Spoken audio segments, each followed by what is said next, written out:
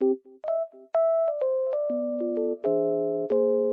mga kainday, ngayong araw ay nagprito na naman ako ng isda.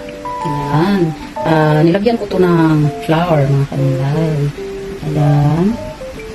Lagyan natin ng coriander leaves. Coriander leaves po yan mga kainday. At syempre yung lemon. Ayan. Yummy yummy mga kainday.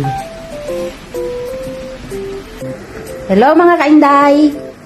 Kain tayo, mga kainday. Ang ulam namin ngayon ay yung prinito ko syempre yung shairi. Karpa yata ito sa Pilipinas.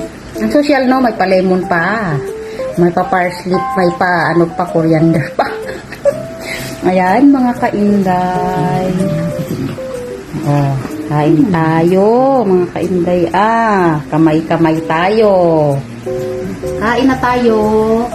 Yan o mga kainday, kamay na tayo, kamay. Ang sarap nito mga kainday. Ako ang nagprito nito.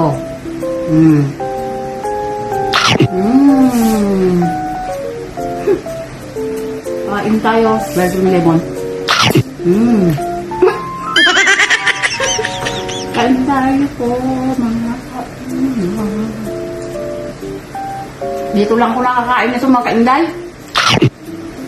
Kasi walang pambili sa Inday sa Pilipinas nito. Ako dito, nakikikain lang ako sa mga amo ko.